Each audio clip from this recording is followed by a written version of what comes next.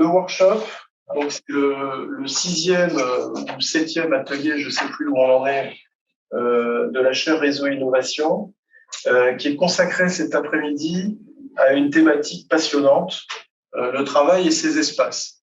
Alors effectivement, on voit dans l'univers professionnel des bouleversements incroyables qui sont liés certes à l'avènement du digital et puis aux crises que l'on a traversées, crise de l'énergie, crise sanitaire, mais également aussi aux aspirations des nouvelles générations dans leur mode de vie, dans l'équilibre entre la vie professionnelle et la vie privée. Et donc, il y a beaucoup de changements qui se passent au niveau du travail et qui illustrent peut-être quelque part la transformation que traverse aujourd'hui la société et les interrogations qu'on peut se poser. Et donc, le travail et ses espaces, c'est aussi une manière d'interroger certes notre rapport au travail, mais également notre insertion dans la société et la manière dont on fait sens au niveau collectif. Bonjour. Alors, ce que je vous propose, sans plus attendre, pour aborder ces thématiques vastes et variées, c'est d'écouter en premier lieu Jean-Pierre Bouchez, donc, qui est directeur de recherche au laboratoire Larécois et qui va nous parler d'une thématique qui le passionne depuis plusieurs mois, plusieurs années, consacrée au travail et ses espaces, la tentation d'un bien-être performatif. Cher Jean-Pierre, à toi la parole. Merci beaucoup, cher Christophe. Donc, je vais aussi, comme tu nous l'as gentiment demandé, dire quelques mots pour me présenter. Trois étapes qui caractérisent un petit peu mon parcours. Une première étape centrée sur la fonction ressources humaines, avec notamment en finale une direction de vice-présidente de grands groupes au sein de Thales et au sein d'un groupe anglo-saxon Nielsen pour la France et l'Europe. Ensuite, une expérience qui se prolonge dans le champ du conseil en stratégie et en management auprès de Raymond Soubi en tant qu'associé dans le cadre du cabinet Altedia.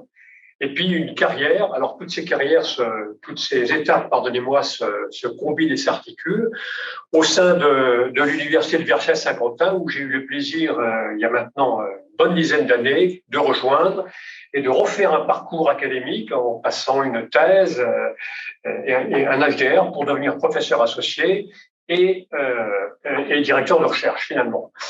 Voilà. Alors, Christophe, je peux redémarrer. Alors voilà, donc je vous propose, alors je vais essayer de contracter ma présentation 20-25 minutes pour rester dans les standards octroyés par notre cher Christophe, le travail et les espaces.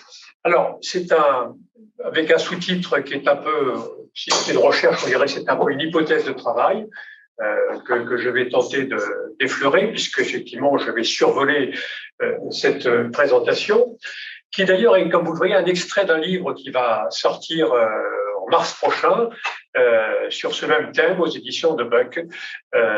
Voilà. Alors, je vous propose un parcours, quatre entrées, notamment la quatrième sera la plus importante. Déjà un petit peu qualifier deux notions complexes et protéiformes, la notion de bien-être, travail et de performance. Alors, bien sûr, on va largement survoler là cet après-midi parce que ça mériterait des séminaires de longue durée, montrant ensuite leur lien, leur interdépendance, qui ne va pas de soi, mais qui a été démontré par la recherche, puisque la plupart des sources que vous verrez, qui sont d'ailleurs associées à la fin du document, sont des recherches académiques, des recherches scientifiques, sont des réserves conditionnelles, en termes notamment d'attractivité spatiale et de maturité managériale, pour cheminer vers un bien-être performatif. Et là, je vais illustrer finalement des étapes à travers des séquences intéressantes d'épisodes innovants en termes d'espace de travail depuis un siècle jusqu'à demain et après-demain. Alors, on y va. Donc, le bien-être performance, je vais passer rapidement parce que c'est assez complexe, assez protéiforme. Il y a beaucoup de littérature là-dessus que vous aurez en référence.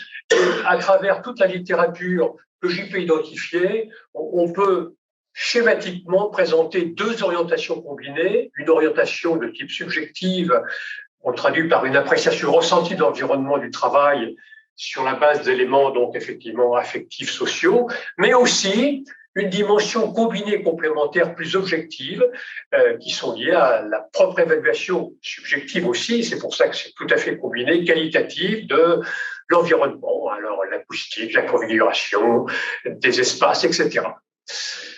La performance aussi, je vais passer assez rapidement, concept protéiforme, nombreuses définitions, vision par les employés, vision par les dirigeants, et finalement, l'intérêt de l'analyse de ces deux grandes variables, c'est qu'elles sont très corrélées au regard de la recherche scientifique. J'étais moi-même d'ailleurs un des premiers surpris quand j'ai travaillé il y a quelques mois là-dessus, et à peu près une littérature, au moins une vingtaine de travaux académiques essentiellement de nature anglo-saxonne, il faut le signaler d'ailleurs, qui ont montré qu'effectivement, il y a un lien, une articulation très forte, beaucoup plus que je pouvais moi-même imaginer, entre ces deux liens, notamment dans des espaces qualitatifs. En d'autres termes, bien-être et performance ont effectivement une nature, une grande proximité.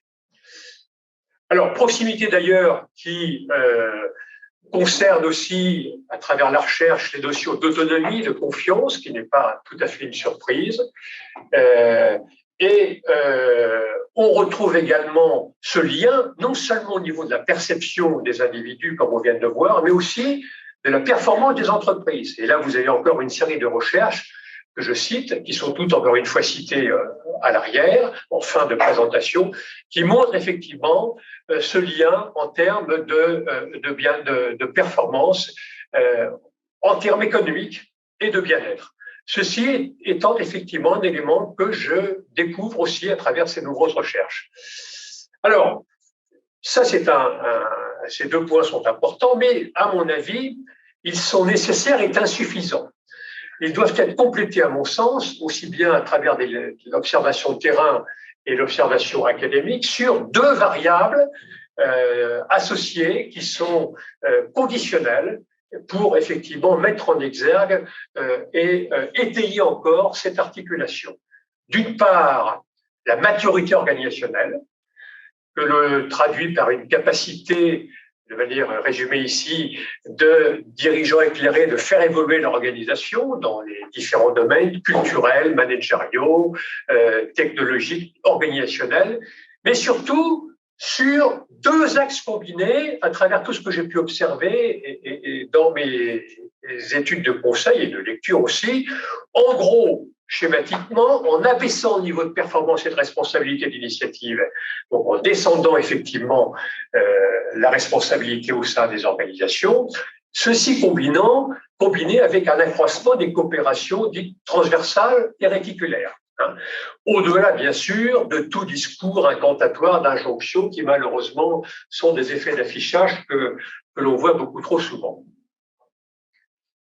Alors, l'attractivité spatiale, je reviendrai là-dessus sur la deuxième partie de cette présentation, c'est également un aménagement, notamment autour d'un terme qui est absolument inconnu en France, et je remercie Nicolas Cochard qui est ici, qui m'a ouvert les yeux là-dessus, qui va faire d'ailleurs une présentation, qui est un type d'espace très innovant sur lequel je vais revenir tout à l'heure, qui est d'ailleurs largement développé dans la littérature anglo-saxonne. Et à ma grande surprise encore, on a beaucoup de surprises, c'est intéressant, les chercheurs français et même les professionnels en France ne connaissent pas ce terme-là. Donc j'aurai l'occasion d'y revenir un peu plus tard, mais on peut déjà le caractériser rapidement à travers un certain nombre de recherches que j'ai également citées ici, qui sont des configurations sous forme de mini-espaces, de maisonnettes, territoires d'équipe, avec des animations territoriales par petits groupes, avec des pièces ouvertes, alternées, fermées,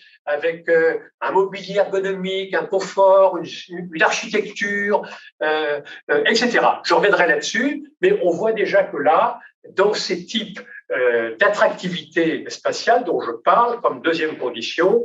Le confort qualitatif durable est effectivement un élément important. Alors, là, je vais développer un petit peu plus le cheminement que je vous propose pour aller vers cette tentation du bien-être performatif en faisant une vision à la fois historique et prospective que je vais donc maintenant vous présenter dans un schéma que je vais déjà vous commenter avant de le faire habiter par des visions, par des illustrations. Alors là, sur ce schéma illustratif, vous avez une variable horizontale qui est une échelle de temps qui va de la fin du 19e siècle au 21e siècle, avec une seconde variable en même temps parallèle de la rigidité très très forte vers de la flexibilité. Et puis vous avez en horizontal une autre variable, alors je ne sais plus si on dit, je sais plus quel est le terme, si c'est, comment dirais-je, pardonnez-moi, peu importe, qui va du contrôle à l'autonomie, et une médiane qui combine tout ceci pour proposer un cheminement qui va de la notion de non-lieu, qui est un terme emprunté à l'anthropologue Marc Auger, qui a écrit un ouvrage remarquable là-dessus. Je vais revenir tout de suite sur sa définition en 1935, vers effectivement la notion de bien-être performatif. Alors, nous allons effectivement cheminer là-dessus. Non-lieu, partons de ce point de départ de non-lieu. Pour Marc Auger, le non-lieu, c'est tout ce qui est constitué par des aéroports, des gares, des grandes chaînes hôtelières, des parcs de loisirs, au regard du lieu qu'il définit comme s'accomplissant par la parole, la connivence et l'intimité, la complicité, etc. Moi, je parle de lieu de vie et je pense qu'effectivement, c'est des lieux d'interaction, d'interactivité, et l'exemple typique, prototype du non-lieu, c'est effectivement, à mon sens, le bout dactylographique que l'on retrouve dans ces époques au tout début, qui illustre effectivement cet exemple. Alors, voilà, hein, donc voilà, le non-lieu, c'est, je redis ce que j'ai dit là, donc le lieu s'accomplit par la parole, la connivence, l'intimité, le lieu de vie n'existe que par les personnes, à l'image du pôle dactylographique qui est effectivement l'illustration du non-lieu. Alors, 3 étapes que je vais passer rapidement en revue pour illustrer et cheminer du non-lieu au bien-être performatif. D'abord, les années 90-40, où on a des dimensions contrastées combinées entre innovation et rationalisation. Je viens juste pour vous montrer quand même, pour comprendre le schéma, que j'ai mis, il est un peu complexe, mais on va y arriver, tout ce qui est en vert, c'est des schémas d'innovation, des espaces d'innovation. Tout ce qui est en rouge, c'est en rationalisation, c'est régressif, je n'en parlerai pas, on n'a pas le temps, on verra ça peut-être une autre fois. Et tout ce qui est au milieu, qui est en jaune, en orange, c'est hybride entre les deux. Voilà, donc je reprends ma présentation. Alors, on a aux États-Unis, dans les années début du XXe siècle, un architecte extraordinaire, dont le nom m'échappe à l'instant, mais qui va me revenir très rapidement, vous voyez ce que je veux dire, ça m'échappe, qui a inventé effectivement les premiers espaces dactylo, d'employés, etc. Et ce qui est très intéressant à l'époque, contrairement à ce qui se passe en France, on a des espaces absolument ouverts, qui sont relativement confortables, avec une grande luminosité, comme vous le voyez ici dans le Larkin Building en particulier, qui est une des références architecturales, avec, comment dirais-je, des toits en verre, beaucoup d'innovation architecturale et un confort qui est assez étonnant pour l'époque. C'est la raison pour laquelle je le mets en orange, mais avec évidemment la contrepartie que l'on retrouve, c'est le contrôle social qui apparaît à travers la visibilité de chacun, aussi bien par les pairs que les autres. Évidemment, quand on... Alors, voilà, par exemple, ça c'est un exemple tout à fait intéressant qui remonte un peu plus tard. C'est la société son nom m'échappe là, oui, la John Wax Company, qui arrive dans les années 30, qui est un chef-d'œuvre d'espace ouvert, où là on voit effectivement, on a l'impression déjà d'être dans les espaces de nos jours, qui sont tout à fait innovants pour l'époque et très spécifiques à l'architecture de Chicago de cette génération. Évidemment, quand on regarde l'exemple suivant, qui est l'exemple de la même époque de Renault, on voit là effectivement un pool de dactylo d'employés. Hein, on a l'impression d'être à l'école, tout est rangé. Vous avez une surveillante qui est au fond à gauche qu'on aperçoit, même matériel, etc. Tout est fixé, tout est figé, tout est rationalisé. Et là, on a effectivement quasiment un espace de non-lieu. Voici pour cette première période. Deuxième période, des années 60 aux années 80, je vais vous présenter deux innovations très importantes qui nous font progresser. Je ne parlerai pas du cubique, qui est une forme régressive, où j'en dirai un mot en quelques secondes. D'une part, les bureaux paysagers, qui est un projet socio-organisationnel extrêmement important, et une expérience très intéressante faite par IBM en 71, qui ne s'est pas prolongée, mais qui a surtout conduit à aménager, à préparer les aménagements modernes de nos jours et qui restent de ce point de vue-là exemplaires. Alors, le bureau paysager, je vais dans le bon ordre, pardonnez-moi. Ah, il faut que je recommence tout. Voilà, on va y arriver. Voilà, on voit donc le bureau paysager. Voilà, on voit donc ici, vous voyez donc trois nouvelles notions dans cette deuxième génération. Le bureau paysager, l'expérience IBM dont je parlais, et le cubicle qui est régressif en rouge, dont je dirai peut-être un mot rapidement. Voici le bureau paysager, qui est une innovation des années 58 par les frères Schnell, des Allemands, qui ont véritablement créé un projet que j'appelle socio-organisationnel, innovant, qui a remis effectivement l'humain au cœur du dispositif spatial à travers une pensée globale. Et vous allez voir 3-4 éléments que je vais développer. D'une part, l'ouverture spatiale. Deuxièmement, une logique de flux horizontal qui remet en cause la position statutaire. Un vrai projet social et qui, malheureusement, après son déploiement, s'est dégradé. Alors, l'ouverture spatiale, c'est effectivement... je reviens, pardonnez-moi, j'ai quelques petites difficultés, mais on va y revenir, je m'en excuse. Il ne faut pas que je fasse de marche en arrière, parce que sans ça, on se perd. Ah, je suis... Hop, hop, hop, je reviens en arrière, pardonnez-moi.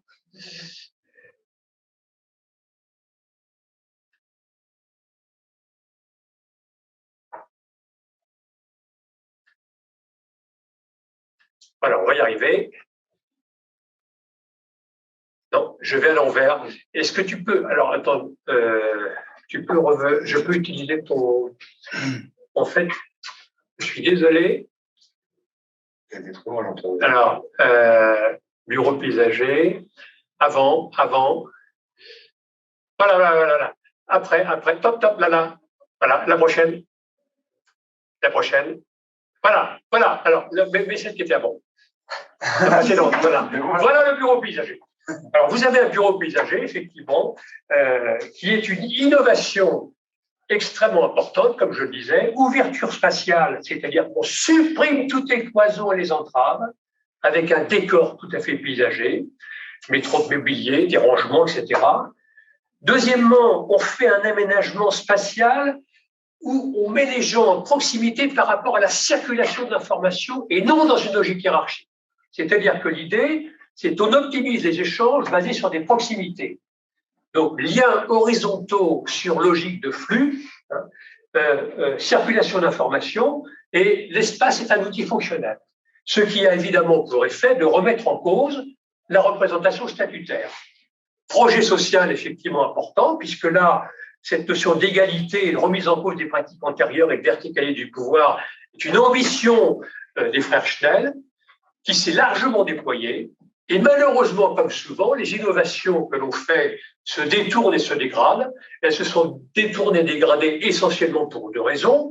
Économie de surface Donc, réduction de tout l'environnement spatial de confort et d'échange qui a effectivement généré des bruits et des moments désagréables qui fait que ceci a été abandonné. Tu passes à la suivante, je préfère te faire travailler. Voilà. Alors, deuxième expérience extrêmement intéressante à mon avis et très peu connue. C'est une expérience qui a été menée au sein de la compagnie IBM, suivie par 2 chercheurs référents et sur lesquels je me suis tout à fait appuyé parce que c'est la seule source qui reste, qui ont fait une recherche très intéressante, Alan et Gestenberger, qui est accessible sur Internet. L'idée ici, alors là j'ai mis des schémas, si vous voulez, synthétiques, parce qu'il n'y a pas de, malgré l'article, on n'a pas de dessin, mais je reconstitue, si vous voulez, la notion d'espace avec des mouvements dans des espaces diversifiés. Et je vais en dire un mot tout de suite. L'idée, c'est de créer des espaces de travail sans bureaux cloisonnés, sans postes attribués, à la place des anciens bureaux, pour favoriser tout le partage des problèmes. Bon. Ça ne touche qu'une toute petite population discrète, des ingénieurs marketing de recherche, une quinzaine de personnes qui étaient d'accord pour faire cette expérience. C'est beaucoup plus innovant, on progresse par rapport au BU paysager parce qu'il n'y a plus de postes attribués.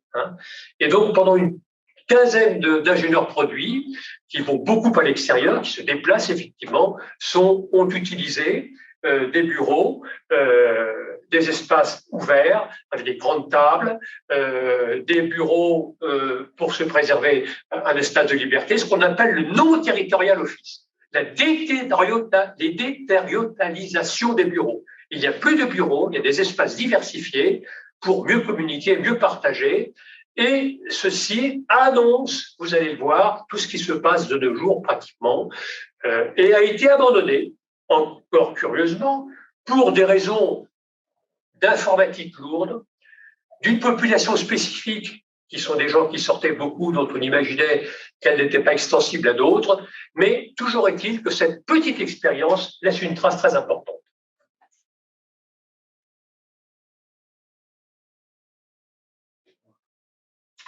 Alors j'y vais. Je tente.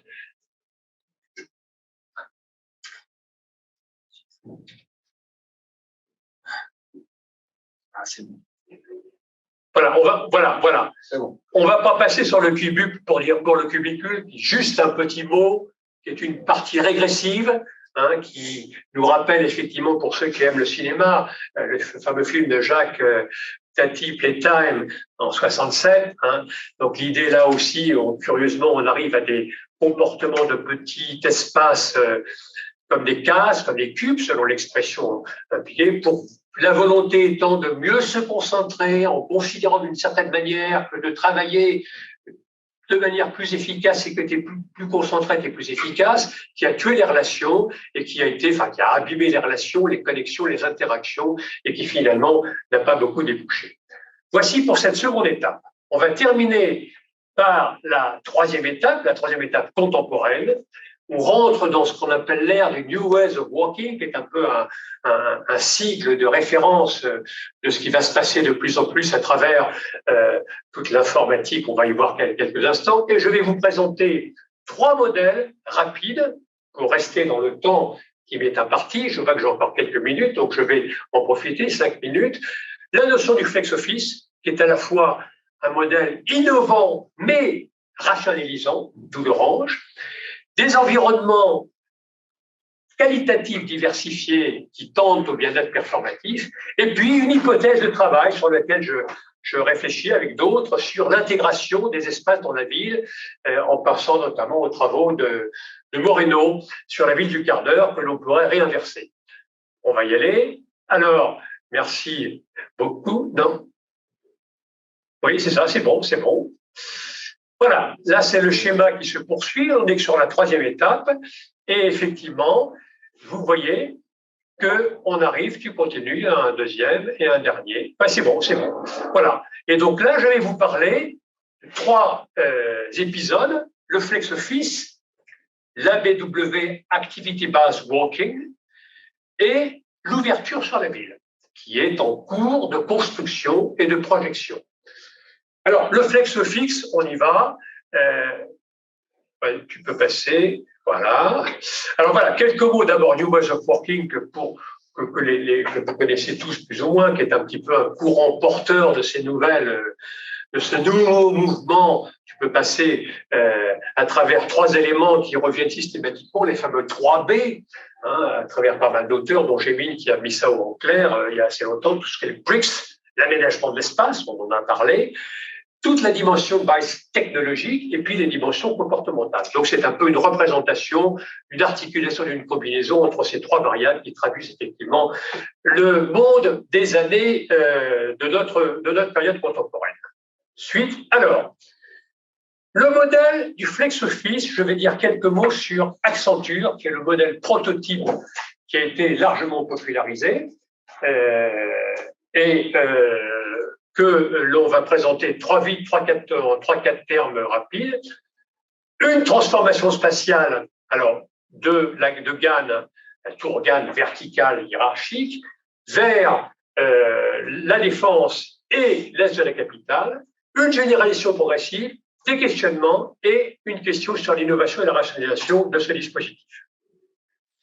Alors là, GAN, c'est au début dans les années 90. Vous avez là la tour GAN dans laquelle vous avez effectivement Accenture qui est émergé là, logique verticale, les associés sont les chefs avec des bureaux individuels, chacun est discipliné. On est dans la course à la hauteur de la tour a toujours été un prototype, a toujours été une démarche particulière. Donc, logique verticale traditionnelle. Grande révolution qui se passe en Georges V. Là, en 96, c'est une transformation spatiale considérable, qui a fait beaucoup de bruit à l'époque, dont je vous rappelle les caractéristiques que vous connaissez. Hein. Donc, on est là vraiment sur l'utilisation à grande échelle de ce qu'on a vu pour IBM, non territorial office. Là encore, ce sont pour des consultants qui sont en fréquent déplacement, donc qui ont un sens. On a un espace de travail avec 100 places attitrées, je le répète, réservé électroniquement, limité dans le temps, il faut laisser la place le soir, quel que soit le niveau hiérarchique. Ça veut dire que tous les associés n'ont plus de bureau, des petits casiers, des téléphones, une large conciergerie, une logique service, et adopté au modèle du consulting. Il n'empêche que malgré cette volonté de transformation, on a récupéré des quartiers. Les gens ont refait des petits quartiers, les associés ont retrouvé des espaces, on a essayé de contourner les choses, mais il n'empêche que ça a quand même été une révolution assez importante, puisque de 1000 personnes du GAL, il n'y avait que 300 places non attribuées dans cette quartier UP des Champs-Élysées, qui est un peu la contrepartie, je dirais, de dire on est dans un quartier UP, donc vous allez bien voir quelques sacrifices. Et on déménage, vas-y, vers un quartier branché, non plus le quartier UP, qui est le 13e en 2001. On ne change pas grand-chose, mais on s'inscrit dans une logique finalement de positionnement spatial où la mode n'est plus maintenant forcément le cœur de Paris, mais Accenture dans le 13e arrondissement sans véritable changement.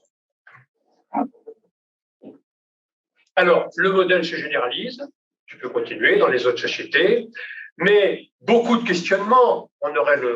J'en retiens que 2 aujourd'hui là dans cette présentation, parce qu'on pourrait en parler longtemps.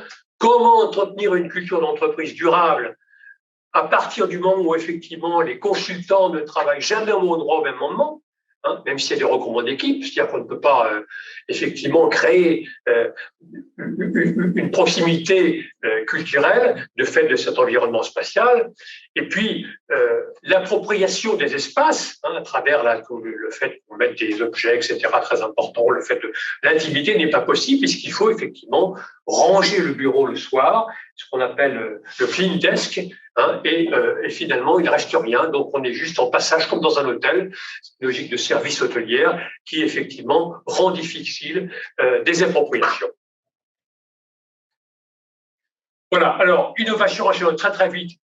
3 grandes innovations, on abat clairement les cloisons pour le coup, logique de service très poussée, incitation à la collaboration qu'on croit favorable à travers ces proximités qui finalement n'est pas démontrée, et évidemment la rationalisation 2 éléments, on optimise les espaces et on incite à la productivité, notamment par une incitation très très forte de présence chez le client.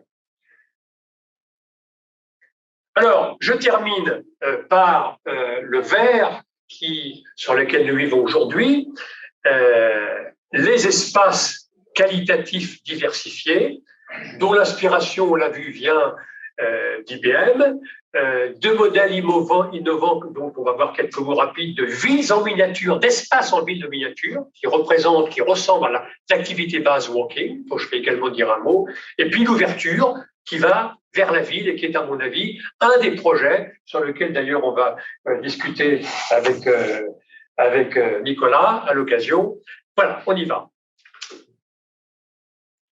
Alors, j'ai pris un modèle qui est un modèle très en avance, l'ESPO, qui est un espace informatique de 88 et qui a déjà, lui, pratiquement tout innové, comme Rabobank, dans les années 2005, qui ont créé, en même temps que l'activité base walking, des espaces habitables, des espaces diversifiés, avec des quartiers, avec des couloirs, avec des espaces diversifiés, avec des mini-villes, avec des espaces de restauration. On est dans une ville en miniature, en quelque sorte, de manière à ce que les personnes, les usagers, utilisent ces activités selon précisément leurs activités. Alors, allons-y pour l'illustrer de manière encore plus précise. Donc, voyez-vous, là, j'ai pris la firme Interpolis qui a inventé, en fait, l'activité base working par son architecte, Eric Weidemann. On voit donc que c'est une forme, on va dire, très enrichie du flex office. Et là, qu'est-ce que l'on voit? Chaque département a son propre territoire, conçu d'ailleurs en l'espèce dans cette société par des designers, c'est toujours d'actualité, d'espaces diversifiés, avec favoriser des échanges, du confort, des lunchs où l'on s'installe de manière informelle, table basse, etc.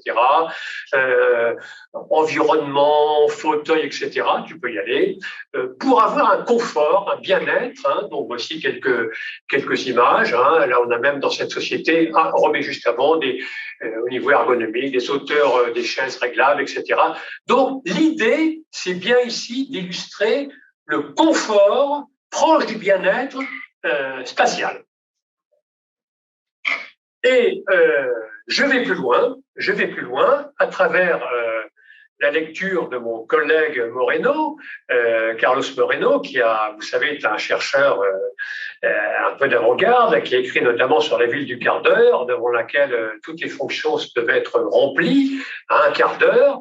On voit parallèlement que dans les nouveaux sièges sociaux, notamment à la Défense, on voit effectivement qu'il y a une volonté, une tentative de proximité entre ces espaces territoriaux et le quartier de la ville, à ce qu'il y ait des interférences, notamment les habitants des villes peuvent rentrer directement pour assister à des concerts, on s'arrange aussi pour qu'il y ait des espaces pour les commerces, etc. Donc on a une espèce de campus territorial, tu peux avancer, je crois, une espèce de campus territorial qui va se développer, me semble-t-il, en tous les cas c'est l'hypothèse que je fais, qui est un peu l'aboutissement de ce bien-être, c'est pour le coup territorial, avec des proximités collaboratives entre citoyens, usagers, dans des domaines multiples et différents. Et je crois que ces différents quartiers, aussi bien dans l'entreprise qu'à l'extérieur, et bien, comme ça existe déjà un petit peu chez AXA, ont tendance effectivement à se connecter pour développer des interrelations qui sont bénéfiques et qui vont finalement peut-être contribuer au bien-être du campus et au-delà, semble-t-il. Voilà, je vous remercie infiniment. Je vais juste montrer que vous avez derrière ça, alors voilà, tu peux y aller, tu passes. On y arrive. Tac, tac, tac, tac. Bon, vous avez juste derrière toute une... oh, cher, je t'ai fait travailler. Voilà, toute une biographie que tu peux faire défiler rapidement, qui est la biographie de type anglo-saxonne, mais qui développe beaucoup plus, évidemment, que je n'ai pu faire, comme vous l'imaginez. Et là encore, parce que j'ai dit au revoir à la fin. Voilà, merci, toute la littérature qui voilà. Grand merci. Merci. donc, tout de suite, nous allons enchaîner cet après-midi d'atelier consacré au travail et ses espaces avec une présentation de Delphine Michela, professeure à l'EM, l'école de management de Normandie, et qui va nous présenter un travail conséquent, issu notamment de son travail de recherche doctorale et de ses publications d'ouvrages consacrés aux espaces de travail et aux services associés. Donc Delphine Michela va pouvoir nous présenter son travail à distance par le biais de la plateforme que nous utilisons. Alors, merci beaucoup. Bonjour à tous. Je vais d'abord me présenter un petit peu, puisque c'était d'usage. Effectivement, je suis enseignant-chercheur à l'école de management de Normandie. Je suis titulaire d'un doctorat en civilisation britannique de la Sorbonne et d'un doctorat en sciences de gestion de l'université Paris-Dauphine, soutenu en 2015. Et il portait effectivement sur le rôle que la spatialité peut jouer dans des grandes transformations managériales. Et mon cas s'appuie sur les tours, le siège social de la Société Générale, donc à Valmy, à la Défense. Donc voilà. Alors là, j'ai été invitée, et d'ailleurs je vous remercie de m'avoir invitée, j'ai été invitée à parler des espaces de travail et des services associés. Alors généralement, je suis sollicitée pour parler uniquement des espaces de travail, et c'est effectivement dommage de mettre de côté les services associés parce qu'ils représentent une dimension souvent oubliée des espaces organisationnels. Or, si on se place du côté des usagers, ces services sont partie intégrante de leur quotidien, même si on n'en a pas toujours conscience. Et par ailleurs, les espaces de travail ne pourraient pas être pleinement fonctionnels sans ces services associés. Donc, dans cette communication, je vais vraiment faire la part belle aux services associés. La période de Covid et des restrictions d'accès aux sites des entreprises que nous venons de traverser a parfaitement démontré l'importance de ces services, en fait. Les prestataires étaient bien ceux qui étaient présents sur les sites quand nous, pour la plupart, nous étions en télétravail partiel ou total, et les entreprises reconnues vitales pour la France, telles que les sites de production industrielle, les centrales nucléaires, les ministères, les hôpitaux ou encore les EHPAD, ont pu maintenir leurs activités pendant les confinements grâce à ces équipes de nettoyage, aux agents de sûreté, d'accueil et bien entendu de maintenance technique. Par service associé, vous l'aurez compris, je vise l'ensemble des services qui sont généralement aujourd'hui externalisés en entreprise, à savoir la restauration, la sûreté, l'hygiène, l'accueil, la maintenance. Et tout cela participe au bon déroulement de la vie en organisation.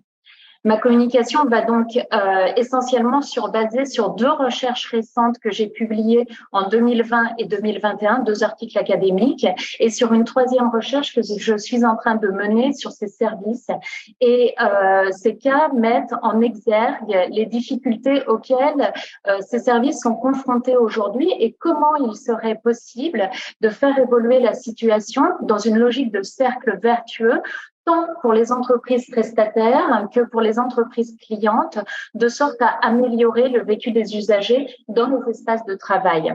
Mais avant de vous exposer plus en détail ces cas, il me paraît bon de revenir dans une première partie sur le principe même d'externalisation, c'est-à-dire ce qu'en dit la littérature scientifique, ce en quoi l'externalisation se distingue de la sous-traitance, et enfin d'évoquer l'avenir que l'on peut souhaiter à ces services associés. Alors, choisir d'externaliser les activités qui ne font pas directement partie du cœur de métier est une chose courante pour la plupart des organisations, publiques comme privées, depuis les années 90. Généralement, les entreprises ont recours à ce principe d'externalisation pour se rendre davantage résistantes face à de possibles problèmes financiers. Donc, elles font en fait le choix de ne pas alourdir leur masse salariale et optent plutôt pour un contrat commercial. Concrètement, externaliser une activité signifie la déléguer sur la base d'un contrat durable, passer avec une autre organisation en lui transférant totalement la responsabilité de l'activité. Donc, quand je dis la responsabilité de l'activité, ce que je veux dire par là, c'est que la société prestataire a en charge le total recrutement, la formation et le remplacement des prestataires qui seront donc détachés sur le site client, ainsi que le déroulé de toutes les prestations. Donc, ces prestations sont généralement envisagées par des coûts unitaires horaires et les contrats commerciaux sont prévus pour des durées de 3 à 5 ans. Au terme de ces contrats, les entreprises clientes font évidemment des appels d'offres auxquels donc tous les concurrents se positionnent et font des propositions. À l'origine du choix de l'externalisation se pose donc la question de faire ou de faire faire, et c'est d'ailleurs sur ce point que porte la majeure partie des travaux consacrés à ce sujet. Donc, du côté de la littérature scientifique, il n'y a pas à proprement parler de vraie grande théorie de l'externalisation. En revanche, la théorie des coûts de transaction est fréquemment mobilisée pour l'étude de ce sujet, car elle éclaire en fait sur les risques contractuels en rapport avec le type de contrat utilisé. L'externalisation, ça c'est important de le souligner, se distingue en fait de la sous-traitance, même si parfois dans la littérature, les deux se confondent. En fait, sous-traiter, c'est uniquement confier à une autre entreprise de façon provisoire une activité dont on maintient en interne la compétence, contrairement à l'externalisation.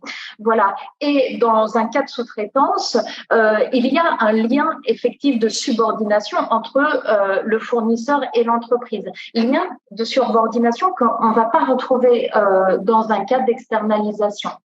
Autre différence de taille, les prestataires n'ont donc pas le même statut juridique que les intérimaires.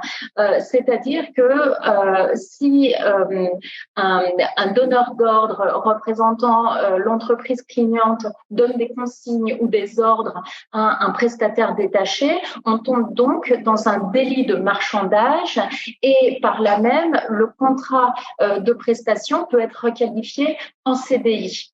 Voilà. Donc, les entreprises prestataires, on l'aura compris, vendent des prestations exécutées par du personnel détaché sur le site client. Donc, on comprend aisément que la majorité de leurs coûts soit de la masse salariale. Pour avoir récemment interrogé dans le cadre d'une de mes recherches le directeur général d'une des agences leaders sur le marché de l'accueil, ces dépenses de montent jusqu'à 85% de leurs coûts.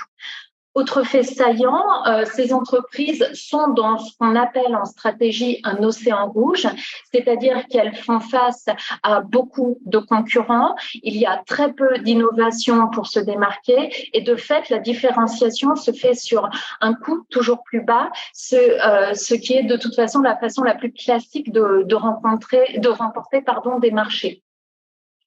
Pour ce qui concerne les prestataires détachés sur site, la norme en termes de contrat de travail est le CDI au SMIC et ce pour plusieurs échelons de leur convention collective. Pour l'accueil, à titre d'exemple, le SMIC s'applique sur les 5 premiers coefficients de leur branche. La plupart du temps, ces contrats sont en temps partiel, alors même que ces travailleurs souhaiteraient travailler davantage. Ils se retrouvent donc dans une situation précaire, ils sont sous-employés, peu payés, peu reconnus socialement. Et par ailleurs, ils n'ont vraiment que très peu de perspectives d'évolution, sinon celle de passer chef d'équipe, mais ça ne les détache pas de leur rôle d'agent prestataire dans l'entreprise cliente. Et par conséquent, on l'aura aisément compris, le turnover sur ces postes est traditionnellement extrêmement élevé. Alors, voilà qui dresse un petit peu le contexte a priori peu réjouissant des services associés et de ceux qui les accomplissent au quotidien. Toutefois, les deux cas que je vais désormais vous présenter mettent en lumière les perspectives que peuvent offrir ces entreprises. Alors, un des cas évoque le cas d'une entreprise de propreté pendant la période de Covid et l'autre s'attarde sur les limites de l'externalisation de l'accueil tel que pratiqué aujourd'hui, ce qui me permettra de compléter la définition que je viens de vous livrer de ce qu'est l'externalisation et d'appuyer sur un point définitoire véritablement important et qui pourrait radicalement changer la donne pour les services associés et les espaces de travail. Donc, mon premier cas porte sur l'une des entreprises leaders sur le marché de la propreté. Lorsqu'on évoque, tant dans la littérature que dans le quotidien, en fait, la santé des individus dans leur lieu de travail, on pense fréquemment aux risques musculo-squelettiques, au stress lié au bruit ou encore au danger de la sédentarité.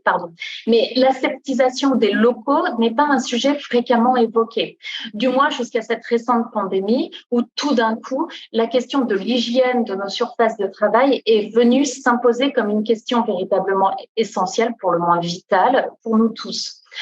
En effet, jusqu'à très peu, les individus chargés du nettoyage de ces surfaces œuvraient généralement en dehors des heures classiques de bureau et la façon dont le travail était fait, c'est-à-dire avec quels produits et quelle fréquence de passage, ne faisait pas vraiment l'objet d'une communication particulière dans les organisations. Alors, il est vrai néanmoins que quelques années avant le Covid, plusieurs grands groupes avaient choisi, dans une dynamique de RSE, de faire œuvrer ces prestataires de services de nettoyage pendant les heures de bureau, de sorte à sensibiliser leurs salariés sur ce travail généralement invisible de prestataires. Voilà, mais comme les autres services associés, la gestion de la propreté, donc comme je le disais, dans ces espaces organisationnels est largement externalisée aujourd'hui. Par exemple, selon la Fédération des entreprises de propreté et des services associés, qui est l'organisation patronale historique représentative du secteur, 80% des entreprises françaises à l'heure actuelle font appel à un prestataire donc pour gérer cette activité et ce chiffre est en constante augmentation. Donc voilà, le secteur de la propreté compte à peu près 14 000 entreprises prestataires et comme les autres prestataires de services, leurs marges restent relativement basses. Et d'ailleurs, plus la taille de l'entreprise augmente et plus sa marge est faible en fait. En somme, si vous voulez, ces prestataires de services sont de l'hygiène sont de sortes de géants au pied d'argile, c'est-à-dire que ce sont de très très gros employeurs présents sur l'ensemble du territoire national, mais ils sont très très peu solides financièrement. Donc, par ailleurs, le secteur de l'hygiène présente une caractéristique assez singulière, c'est-à-dire que un peu plus de 70% des agents de service sont des femmes qui ont entre 35 et 55 ans et la plupart d'entre elles sont en temps partiel, comme les autres prestataires de services, mais elles cumulent généralement celle-ci plus spécifiquement un deuxième emploi pour pouvoir vivre. Voilà. Et sinon, concrètement, au niveau des prestations, donc, comme on s'en doute, sur ces postes où il y a un très très gros turnover, le travail des agents est rationalisé suivant des procédures normées extrêmement contraignantes et encadrées perpétuellement par un manager de proximité. Donc, l'entreprise à laquelle je me suis intéressée avec mon collègue chercheur est, comme je vous le disais, une des leaders du marché de l'hygiène, avec un chiffre d'affaires d'un peu plus de 980 millions pour l'année 2019, et elle compte 35 000 collaborateurs sur l'ensemble du territoire national. Donc, nous sommes rentrés en contact avec les dirigeants de cette entreprise au plus fort de la crise du Covid, c'est-à-dire en avril 2020. Nous l'avons fait de manière exploratoire. En fait, nous avons souhaité comprendre comment cette entreprise allait s'y prendre en fait face à cette crise imprévue, à la fois pour assurer sa survie, parce qu'on est bien d'accord, c'est une entreprise prestataire de services. Ça veut dire que pour pouvoir facturer, il faut que la prestation sur le site du client se fasse.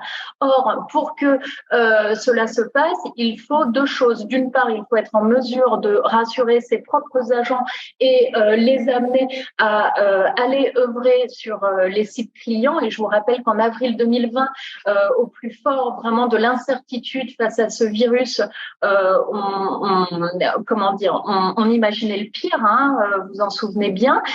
Donc voilà, donc il a fallu pour cette entreprise être capable de rassurer ses agents détachés. Et puis aussi, cette entreprise a dû faire en sorte d'apporter des réponses rassurantes, concrètes, argumentées à ces entreprises clientes pour qu'elles, à leur tour, puissent être en mesure de réouvrir leurs espaces de travail après le confinement. Donc voilà, donc on voit bien dans quelle situation extrêmement complexe cette entreprise se trouvait. Alors, il se trouve que cette entreprise a une particularité, c'est qu'elle a investi très tôt dans son histoire dans la recherche scientifique, de sorte à se différencier de ses concurrents. Ainsi, elle possède un service de recherche et développement qui, au moment donc de nos entretiens, comptait 12 experts scientifiques. Alors, dans les 12, il y avait 7 ingénieurs agroalimentaires et 5 docteurs en pharmacie, et l'ensemble de ces scientifiques ont tous aussi un DU d'hygiène. Alors, leur mission hors crise de Covid, c'est de faire en sorte de définir des protocoles et des produits qui vont répondre au mieux aux spécificités des surfaces des entreprises clientes. Parce que naturellement, on ne nettoie pas, on n'aseptise pas de la même façon un site de production industrielle qu'un hôpital ou qu'une entreprise du tertiaire, vous voyez. Voilà, donc cette équipe de recherche et développement met au point des protocoles, des produits efficaces, mais aussi s'assure que ces produits ne sont pas dangereux à manier pour ces agents de terrain, et ce, plusieurs heures par jour, 5 jours sur 7, etc., etc. Mais bien sûr, pendant la période de Covid, cette équipe a été entièrement restructurée pour faire face à cette crise majeure, et donc elle avait pour fonction, cette équipe, interroger de manière quotidienne la littérature scientifique mondiale, de sorte à construire des réponses et des propositions argumentées pour maintenir en fait au courant leurs entreprises clientes, vous voyez. Donc à côté de ces lectures et de toute cette science, de tous ces écrits qu'ils devaient compulser, ils consultaient aussi régulièrement l'Académie de médecine, la Société française d'hygiène hospitalière, l'OMS et bien sûr le ministère de la Santé. L'idée, c'était d'être le plus concis et le plus scientifique possible.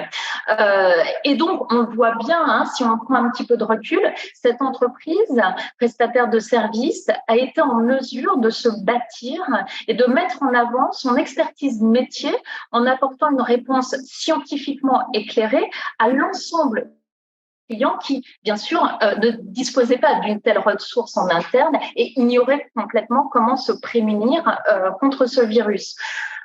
Donc ce cas, il est intéressant parce qu'il montre une expression vertueuse de ce que peut être l'externalisation, où on voit bien que cette activité de nettoyage de surface qu'on pourrait estimer triviale de prime abord, c'est d'autant plus trivial qu'en fait, la propreté ne se voit pas. Vous voyez, enfin, quand quelque chose a été nettoyé, on ne voit pas que ça a été nettoyé.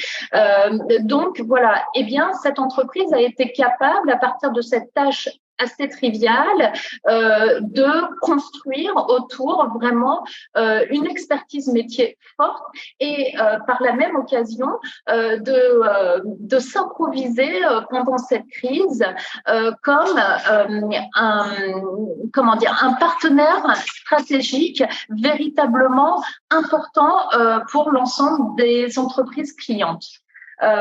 Voilà. Mon deuxième cas porte sur l'accueil en entreprise et lui pose la question des attentes des différentes parties prenantes dans cette relation pluripartite, rendue plus complexe encore par le double contrat qui la forme, c'est-à-dire un contrat commercial entre les entreprises prestataires et clientes et un contrat de travail entre l'entreprise prestataire de services et son personnel qu'elle va ensuite détacher sur le site client.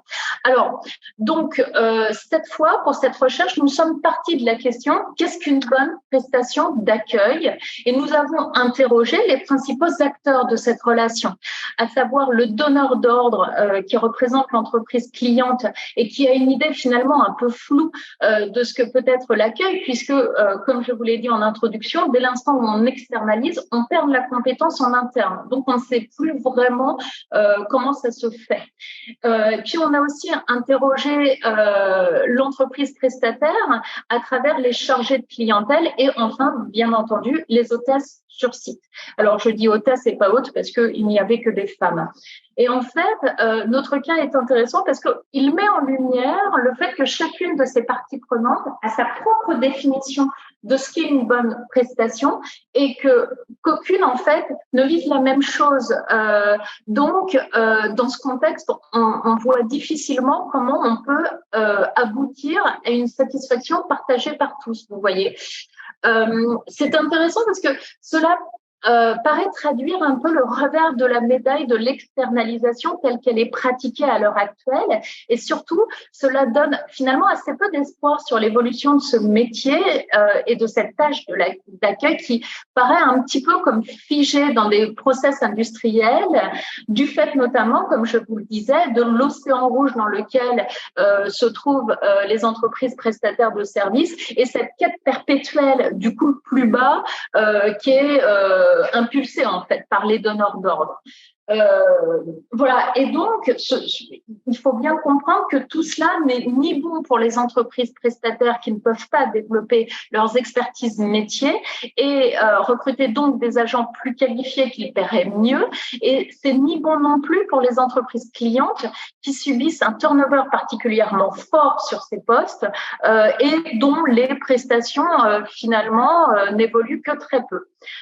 Pourtant, l'une de nos recherches actuelles nous a montré qu'en fait, ces entreprises prestataires spécialisées dans l'accueil cherchent à tendre vers des prestations de plus en plus haut de gamme qui s'apparentent davantage à de l'hospitality management, tourné véritablement vers le bien-être des usagers des espaces de travail. Donc cette fois-ci, vous voyez de l'accueil non plus tourné sur des visiteurs extérieurs, mais véritablement tourné vers les usagers des lieux et des espaces de travail, donc des employés des entreprises clientes. Voilà, avec un éventail de service assez proche de la conciergerie d'entreprise en fait. Voilà, plutôt que de l'accueil taylorisé. Et donc, on voit bien que ces entreprises-là font des efforts pour tendre vers des questions de qualité de vie au travail pour les employés des entreprises clientes, ce qui tombe bien puisque ces dites entreprises clientes à l'heure actuelle, essayent de faire revenir sur leur site avec plus ou moins bien de succès leurs collaborateurs. Voilà, donc tout cela m'amène à la conclusion en fait qu'avait formulé Quélin en 2007 dans un de ses articles publiés dans la Revue française de gestion, mais qui visiblement paraît être oublié par les acteurs de l'externalisation. À savoir que pour qu'une opération d'externalisation soit fructueuse, il est nécessaire que non seulement chacune des parties prenantes comprenne les enjeux des autres et qu'elle souhaite également tendre vers leur satisfaction. Vous voyez? Et en fait, externaliser une activité ne doit pas signifier que le client se désengage totalement de l'activité. Au contraire, en fait, l'externalisation doit ouvrir la voie sur une collaboration avec un prestataire qui devient expert, ce qui implique que s'il est question d'attendre de ce prestataire de l'innovation, alors dans ces cas-là, le client doit accepter de le soutenir financièrement. Voilà. On enchaîne tout de suite avec notre troisième présentation de l'après-midi. Il s'agit d'une présentation qui va être proposée par Loïc Fourreau, directeur de recherche et d'innovation dans l'entreprise de conseil Act for Talent, et qui va nous parler d'une thématique très intéressante, le travail et ses espaces, plus que jamais le grand écart. Donc, on est bien sûr en appétit par ce titre interrogateur. Loïc, tu as la parole. Merci beaucoup. Donc, le titre de l'intervention, ce que je vous propose, c'est rapidement un peu le déroulement, donc une présentation en bref que je vais compléter. Quelques mots. Oui, ce sera le premier point de ma présentation, après le sommaire. Ensuite, je poserai quelques questions clés en matière d'espace, puisque c'est l'intitulé. On verra d'ailleurs que cette notion d'espace, je l'ai mise au pluriel, puisque elle est protéiforme. Je poursuivrai avec ce point sur les préoccupations des entreprises et des salariés aujourd'hui en matière d'espace, pour essayer effectivement en conclusion d'esquisser quelques enjeux communs pour réconcilier ces préoccupations qui, on va le voir, sont parfois un peu divergentes. Donc justement, effectivement, le point de présentation. Donc je suis Loïc Fourreau. J'ai d'abord une carrière de praticien en entreprise. J'ai passé une petite vingtaine d'années dans les. Excusez-moi. Oui, effectivement. Si je vous le passe pas. Excusez-moi. Une petite vingtaine d'années en ressources humaines. Donc dans des entreprises de grande taille et notamment dans le secteur de la santé. J'ai notamment passé 10 ans chez Johnson & Johnson où j'étais DRH sur une des activités en France, et puis j'ai fini en 2020. J'avais passé 3 ans chez Bacardi Martini dans les alcools comme DRH pour l'Europe du Sud.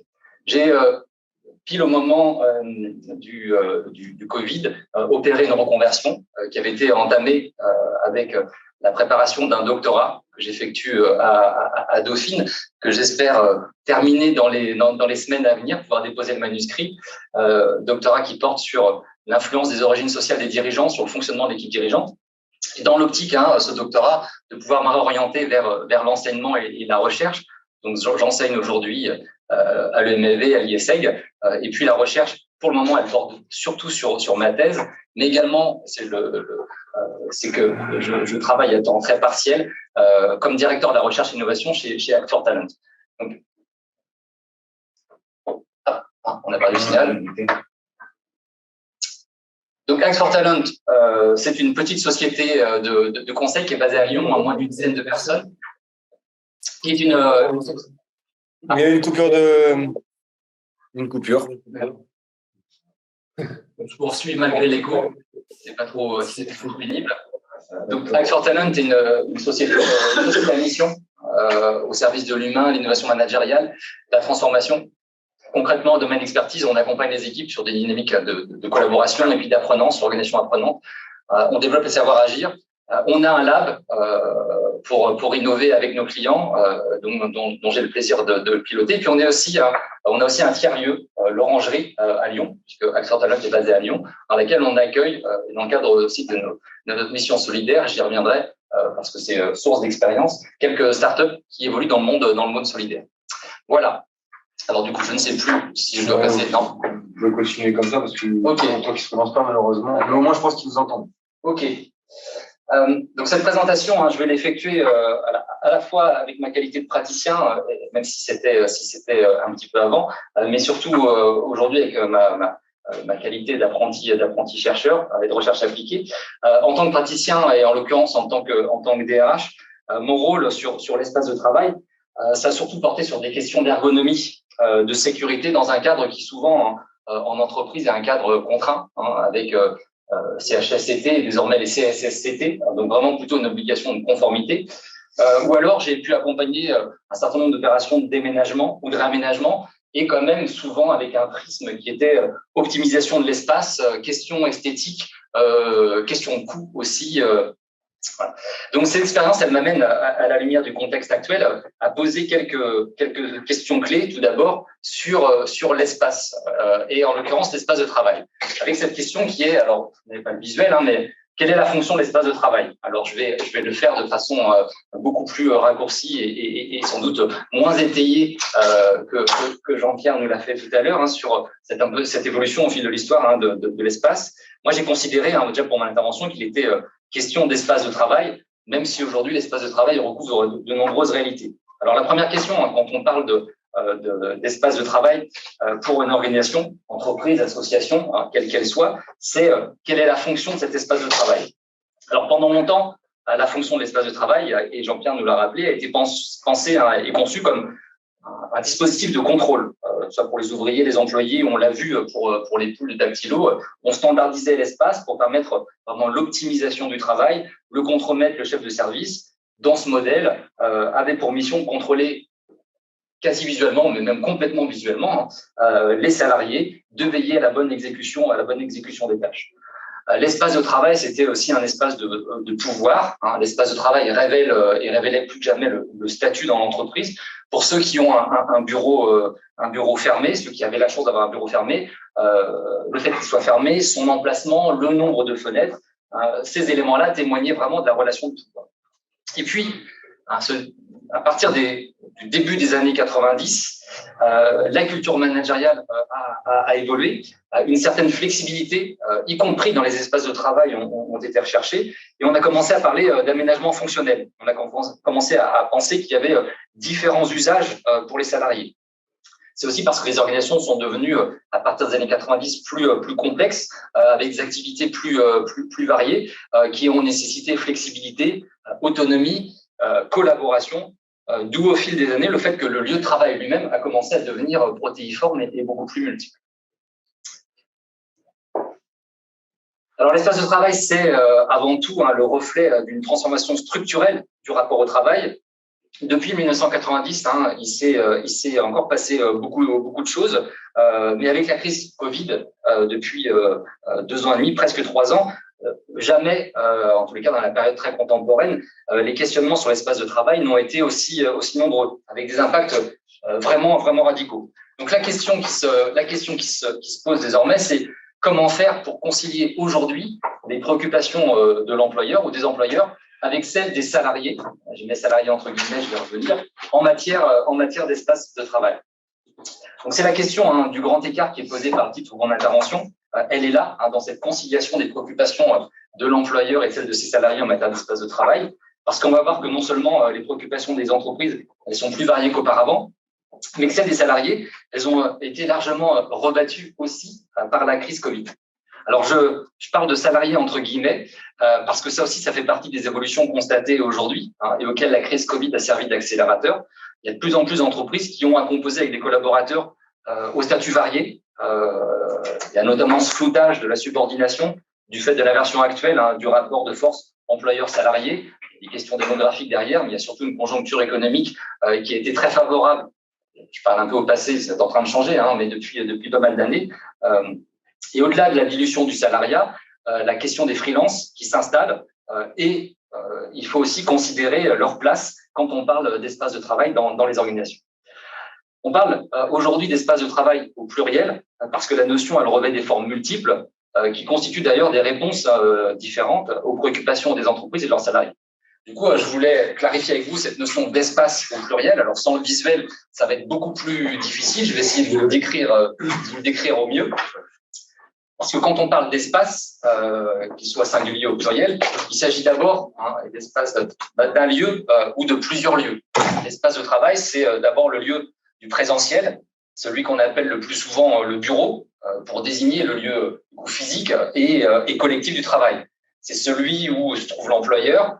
C'est un lieu qu'on partage plus ou moins, on l'a vu, selon différentes configurations, avec ses collègues. Un bureau qu'on partage d'ailleurs de plus en plus au fil des années.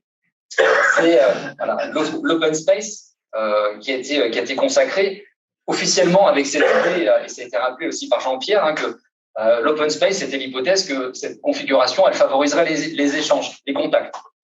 En fait, elle permet quand même surtout de limiter la superficie, hein, et donc les coûts pour l'employeur en densifiant l'occupation des espaces. Une étude du MIT en 2018, une étude de Bernstein et Turban, elle a d'ailleurs souligné que l'open space génère plutôt des comportements d'isolement. Il suffit d'aller sur les open space, hein, et de voir quasiment tout le monde qui porte un casque sur les oreilles. Ça favorise des discussions, mais des discussions par messagerie instantanée, au détriment des conversations face à face et donc au détriment de la collaboration. Alors, ce que je vous livre là, c'est une version un peu old school de l'open space, parce que quand même l'open space, très décrié par les salariés, pour les raisons que je viens d'évoquer, et depuis quelques années quand même repensé, hein, fragmenté, souvent avec des usages plus collaboratifs, avec des espaces privés pour travailler seul et au calme. Donc l'open space, il a du coup été, il est de plus en plus remplacé, hein, par le flex office, ce concept dans lequel l'espace appartient à tout le monde. Il n'y a plus une configuration, un bureau égale un employé. Selon alors l'aménageur d'espace Parella, hein, en 2021, 30% des entreprises avaient mis en place le flex office grâce à l'essor du télétravail et au fait que moins de salariés viennent au bureau au même moment. Alors, cette possibilité très répandue désormais d'alterner le présentiel et distanciel me fait parler du distanciel avec ses différentes formes. Alors, le télétravail, bien sûr, c'est un peu l'autre star du Covid. Le déploiement du télétravail, il a constitué quand même une révolution pour beaucoup d'entreprises en France depuis mars 2020, même parmi les plus grandes. Alors oui, il y avait avant le Covid du télétravail, il y avait des accords de télétravail ou des chartes de télétravail, mais qui prévoyaient, hein, quand elles existaient à l'époque, rarement plus d'un jour par semaine, quand c'était déjà un jour par semaine. Et d'ailleurs, souvent, le décompte dans les entreprises, il n'était pas en nombre de jours hebdo, mais il était en nombre de jours mensuels. Avec d'ailleurs peu de moyens conséquents, et le télétravail était d'ailleurs, dans un certain nombre de cas, souvent réservé à certaines catégories de salariés uniquement. C'est un autre regard qui aujourd'hui est porté sur le télétravail par les managers et les employeurs. Désormais, le télétravail est quand même beaucoup plus accepté, mais la question, hein, qui est posée par et les employeurs et les salariés, c'est comment réguler le télétravail, notamment parce que beaucoup ont souffert du télétravail à outrance et de ses conséquences. Alors, sur la base de la mise en œuvre massive du télétravail et de sa régulation, un certain nombre d'organisations adoptent le flex working. Donc là, il s'agit de travailler selon des horaires flexibles dans un environnement de travail qui est également flexible. La flexibilité est le maître mot. Donc, avec l'essor des technologies digitales, des outils de travail collaboratifs, ça fait en sorte que le lieu et le poste sur lequel il est possible de travailler n'ont plus tellement d'importance. Donc, les personnes alternent travail à distance et présence plus ou moins ponctuelle sur le site de leur employé. Le travail à distance, il prend aussi d'autres formes que le travail à domicile, via le flex working ou pas. C'est la question des tiers-lieux. Alors, les tiers-lieux, c'est pas complètement nouveau. Les tiers-lieux, ils existent depuis le tout début des années 80, inspirés des modes coopératifs, mais ils ont été popularisés, c'est vrai, il y a quelques années par la profusion des espaces de coworking. Donc, les tiers-lieux, espaces de coworking, ça désigne tous ces espaces de travail partagés qui ont quand même une vocation collaborative, hein, à la base, qu'ils soient privés ou publics. Ils sont ils sont extérieurs, hein, au domicile des personnes qui travaillent ou à l'entreprise. Et la créativité est censée naître effectivement de cette proximité entre différents acteurs. Alors, on a plein de types de lieux de coworking différents, hein. On a les espaces collaboratifs, on a les cafés partagés, on a les Fab Labs. Notre expérience du tiers-lieu chez Act for Talent, à Lyon, à l'Orangerie, on y accueille des startups du monde solidaire. Donc, c'est des toutes petites entreprises qui font, par exemple, du tutorat scolaire d'un autre genre ou de l'aide aux familles qui ont des enfants avec un handicap. On va pouvoir mettre. Je vais faire peut-être le. Ah, c'est bon. OK. Alors, non, t'es allé trop loin. Voilà, super. Merci, parfait. Désolé pour le. Non, enfin, c'est plus à distance pour le suivi. Donc, je disais, dans notre expérience du tiers-lieu, on accueille des startups, hein, avec les activités que je vous ai mentionnées, et startups plutôt solidaires, et ça, c'est en lien avec notre statut de société à mission. Qu'est-ce qu'on observe? C'est un tiers-lieu qu'on administre depuis presque 2 ans. Il y a quelques liens qui se nouent entre ces startups, la proximité, hein, qu'elles peuvent pratiquer au quotidien, mais ça reste avant tout un espace de bureau partagé, un lieu où elles peuvent trouver effectivement des moyens, un endroit pour travailler. Donc, un bilan du point de vue de la collaboration qui est un peu mitigé. Ces espaces et plus globalement la possibilité de travailler à distance depuis chez soi, partout ailleurs, sauf chez son employeur, ça favorise aussi l'émergence de nouveaux concepts que je vous ai évoqués là. Donc, on a le Workspitality, c'est un nouveau business pour les hôtels en balle d'occupation, notamment ça a émergé pendant le Covid. On commence à en parler de plus en plus, même si les débuts sont un petit peu difficiles, les workrooms sur du métaverse, pardon. Et puis les travailleurs nomades, souvent effectivement des freelances qui travaillent comme ça aux quatre coins du monde, sans jamais, absolument jamais, se rendre ou s'être rendu chez leur employeur. Alors, c'est particulièrement le fait des freelances, mais d'autres salariés qui sont aussi partis vivre loin de leur lieu de travail habituel expérimentent, du coup, c'est notre dernière notion dans le distanciel, le full remote, c'est-à-dire le 100% à distance. On ne va jamais, ou quasiment jamais, sur le lieu de travail de son employeur. Et puis, du coup, ces modalités du distanciel conjuguées aux différentes configurations du bureau physique font aujourd'hui parler, c'est ce que vous avez à l'extrême droite du slide, du phygital, donc concept hybride du travail, importé du marketing. En marketing, c'est le cumul de ces stratégies retail et web. Ben là, c'est le cumul effectivement de formes variées de distanciel et de présentiel. Le travail, l'espace en tant que lieu, c'est aussi un espace symbolique, parce que l'espace de travail ne se réduit pas juste à l'architecture des lieux, mais il rassemble des éléments matériels et symboliques. L'espace de travail, le bureau, c'est aussi un lieu totem. C'est normalement un lieu incarné qui permet aux salariés de se sentir ou de sentir qu'ils appartiennent à un collectif. Alors, c'est encore plus vrai aujourd'hui, en tous les cas dans la volonté, avec un enjeu fort de réappropriation pour trancher avec l'isolement que beaucoup ont vécu du fait du télétravail. Et puis, super, merci. Quand on parle d'espace de travail, c'est aussi une question de rapport au temps.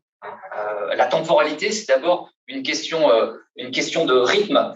L'irruption massive du télétravail, elle a exacerbé la question de la conciliation entre la vie pro et la vie perso. Si le télétravail il permet de faire l'économie des déplacements, le télétravail il s'est aussi massivement immiscé dans la vie personnelle avec des conséquences lourdes, notamment sur la santé mentale, isolement, difficulté à placer la frontière entre la vie pro et perso, le fameux blurring, ce floutage entre la vie pro et le perso, et autres phénomènes de RPS avec une fréquence croissante. Et puis, le rapport au temps, la temporalité, ça pose aussi la question du temps de travail, avec ces modalités de plus en plus variées.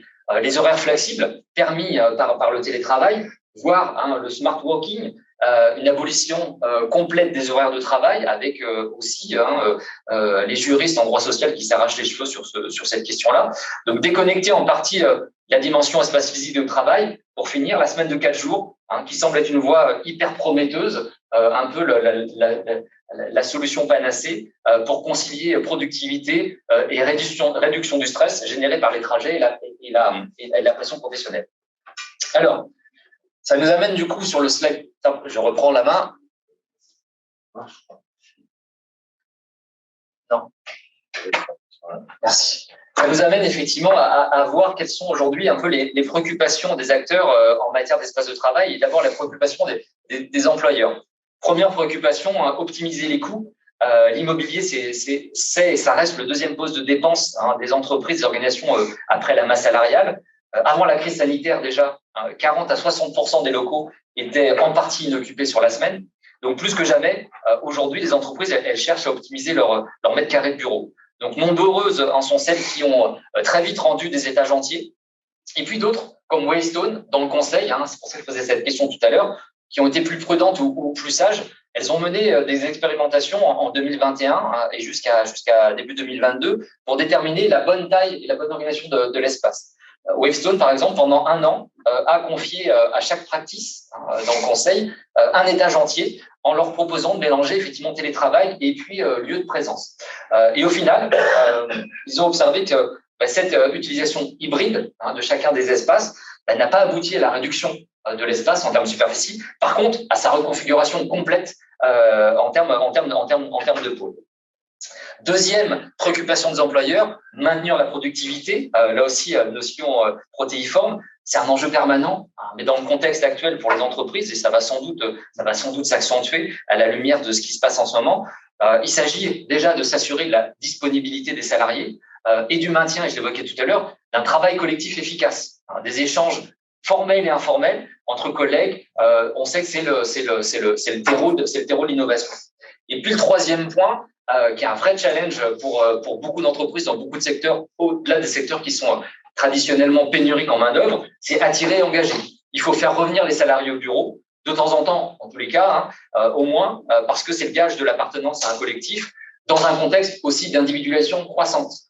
Et le Covid a permis de favoriser la montée en puissance de cet individualisme. Donc, des locaux inspirants permettent d'attirer tout court des nouveaux salariés. Peut-être que ça peut être un critère de choix quand on a plusieurs offres d'emploi entre les mains. L'engagement est aussi devenu un vrai leitmotiv comme réponse à la quête de sens qui a été exprimée, renouvelée par les salariés avec force depuis le Covid. Donc, venir dans les locaux, même si c'est occasionnel, c'est pour y être bien. Donc, outre les infrastructures liées au bien-être, salles de sieste, cuisine, des activités diverses et variées qui peuvent être proposées, il s'agit de répondre à des usages d'abord plus collectifs, plus conviviaux, et on va en reparler dans un instant. Préoccupation des salariés. Première chose, effectivement, la demande de flexibilité et conserver cette flexibilité. Conserver cette flexibilité acquise dans le cadre du déploiement massif du télétravail pendant le Covid et la conserver avec une fréquence plus élevée, dans tous les cas, qu'avant la crise Covid.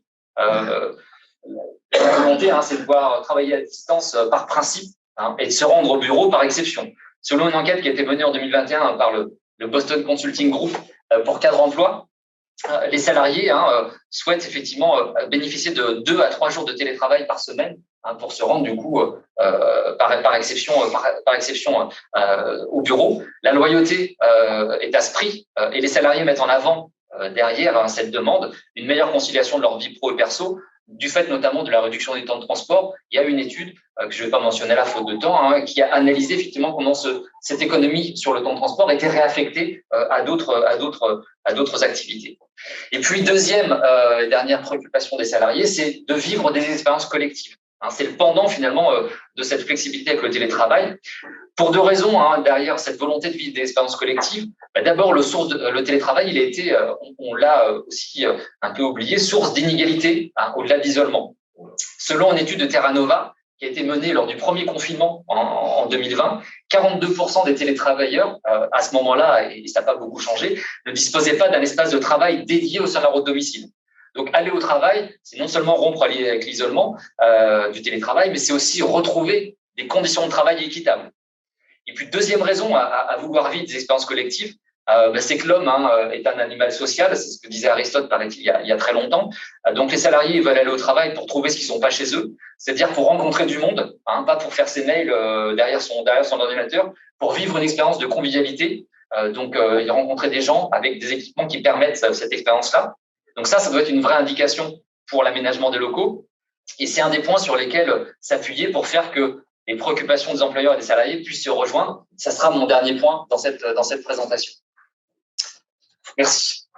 Donc effectivement, quelques enjeux communs employeurs-salariés, on pourrait le formuler par ce claim, c'est moins pour mieux. Alors c'est déjà moins de mètres carrés, donc c'est des économies pour les entreprises. C'est aussi moins de mètres carrés, c'est moins de travail en présentiel pour les salariés. Donc on voit que c'est un bénéfice commun, en tous les cas une attente commune. Mieux travailler ensemble. 40% des télétravailleurs, selon une enquête de Malakoff-Médéric en 2020, cette fois, ont constaté une vraie dégradation de la qualité des liens avec leurs collègues du fait du télétravail. Il y a du coup, je le disais, cette envie de retrouver du collectif, du collaboratif, des échanges formels, informels, retrouver un sentiment d'appartenance qui s'est délité au fil du temps et de la crise Covid. Or, les relations de travail, elles constituent le premier élément contribuant à la qualité de vie au travail. C'est issu notamment, il y a plein d'études sur le sujet, mais d'un baromètre récent mené par Actineo. Donc, vouloir vivre ces temps collectifs, c'est aussi ce que souhaitent favoriser les entreprises qui ont constaté que le travail à distance nuisait à la qualité des échanges, je le disais, nuisait effectivement à l'innovation. Et puis, le bien-être, il est directement corrélé à la productivité. Et ça, c'est une étude de l'université de Warwick en 2016, d'Agnès Droit et Genio Proto sur Happiness and Productivity qui l'a souligné. Et puis, dernier élément effectivement commun, un peu levier fédérateur entre les préoccupations des employeurs et des salariés en matière de télétravail, c'est effectivement d'autres usages à ces espaces de travail, notamment celui de développer une agilité collaborative. Pour favoriser le retour au bureau et l'aspiration au collectif, il faut vraiment que l'ingénierie des lieux elle corresponde à une logique de flux. On va au bureau, mais on va au bureau pour rencontrer son manager, pour croiser ses collègues, pour inviter des clients. Donc, le lieu doit vraiment permettre ces échanges collectifs et conviviaux de se réaliser dans des espaces différents. Donc, la cafétéria-cuisine, comme on le voit sur cette photo, ça doit vraiment être, je prends l'image de la place du village. C'est peut-être aussi à ce titre la réhabilitation de ce qu'on a vu fleurir il y a quelques années et qu'on a beaucoup moqué, mais si on veut ces temps collectifs conviviaux, le vrai usage du baby-foot ou de la table de ping-pong. Ce sera peut-être moins productif en apparence, mais les salariés seront sans doute plus engagés. Et on a vu que derrière l'engagement, il y a aussi une question de performance. Et puis, dernier autre usage, c'est aussi la recherche d'efficacité sociétale. Donc, les organisations, comme les salariés, derrière ce vocable d'efficacité sociétale, il y a effectivement l'aspiration à d'abord réduire l'empreinte carbone. Pour les entreprises, c'est une question de coût. Des locaux mieux dimensionnés, mieux pensés, c'est moins cher parce que c'est moins énergivore. Et puis pour les salariés, c'est moins de déplacements. Et donc, c'est aussi une meilleure santé, moins de stress. Donc, en conclusion, comme aucune solution n'est parfaite, d'autres enjeux sont aussi à considérer. Le coût écologique du digital, parce que c'est vrai que beaucoup, effectivement, de ces formes de travail reposent sur l'utilisation massive des technologies digitales qui ont un coût écologique certain. Et puis, le coût tout court du travail à distance, la question épineuse de la prise en charge des équipements et du coût de l'énergie à domicile pour les télétravailleurs dans ce contexte d'explosion effectivement du coût de l'énergie, c'est une question à laquelle les organisations aujourd'hui sont aussi largement confrontées. Merci beaucoup. On va terminer cette session l'après-midi avec la présentation de Nicolas Cochard, qui est directeur de la recherche et développement chez Cardam et qui va nous parler donc des espaces de travail réels et virtuels, les paradoxes de la mise en réseau innovant. Dans la chaire, réseau innovation. Absolument. Très bien, merci. Alors, je me présente comme tout le monde.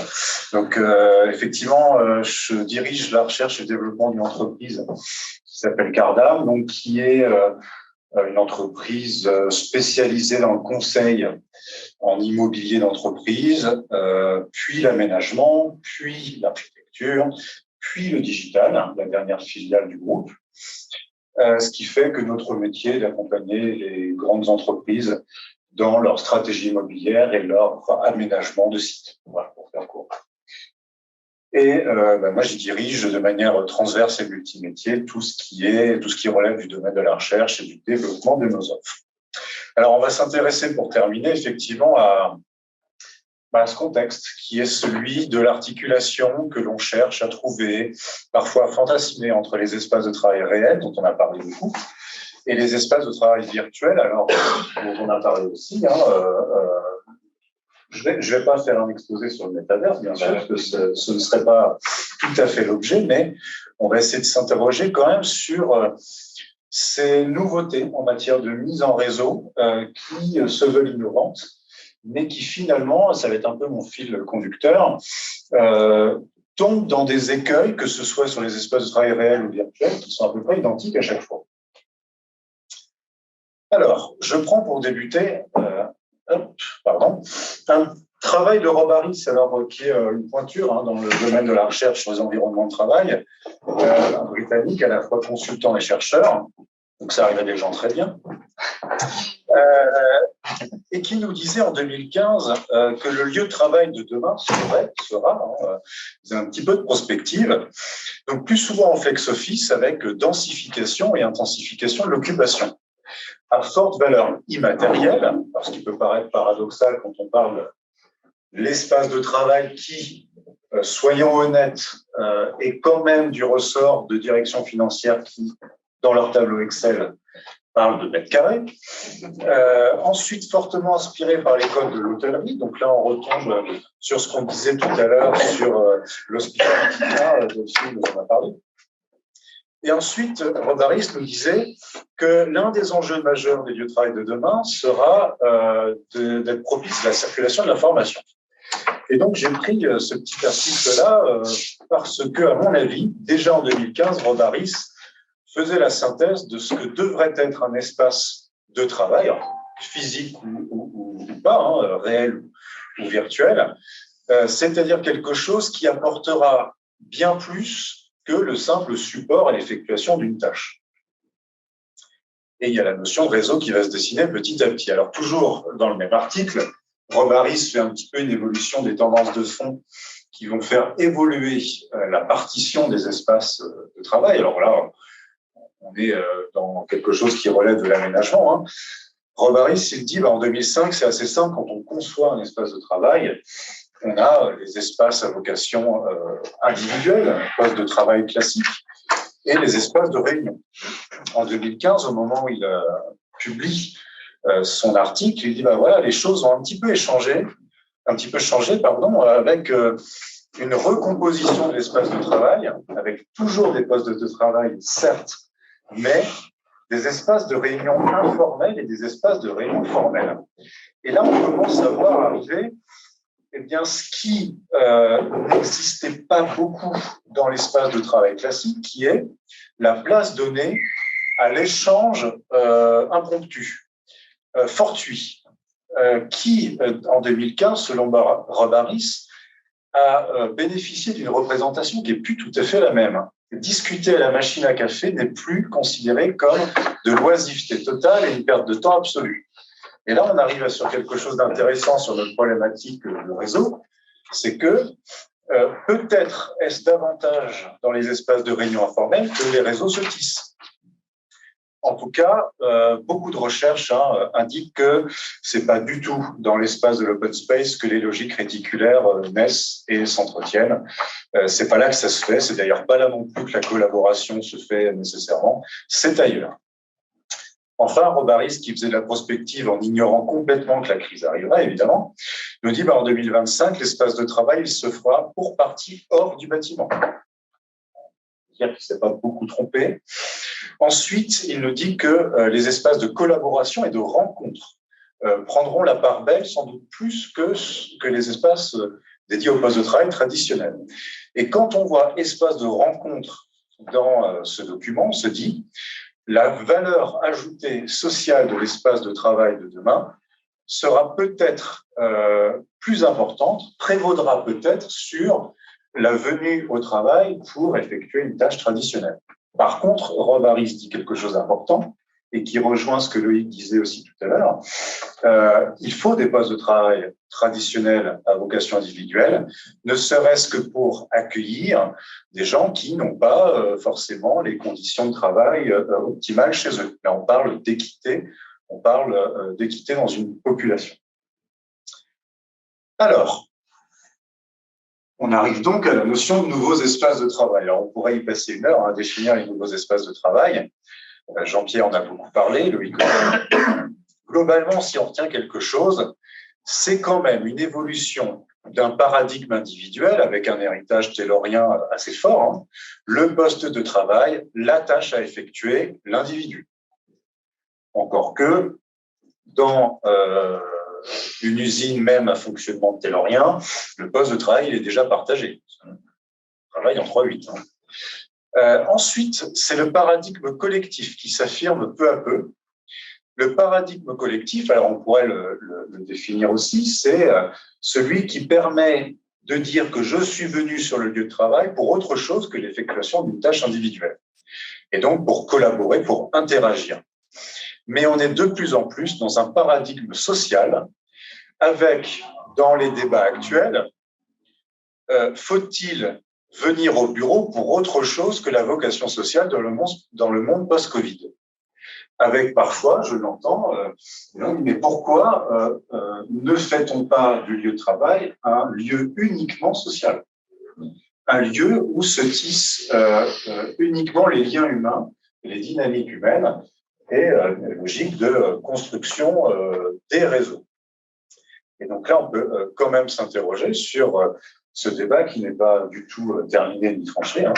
Est-ce que le lieu de travail de demain a encore une vocation productive en termes individuels ou une vocation de valeur ajoutée sociale qui expliquerait une venue intéressante de la part de l'utilisateur qui se dit toujours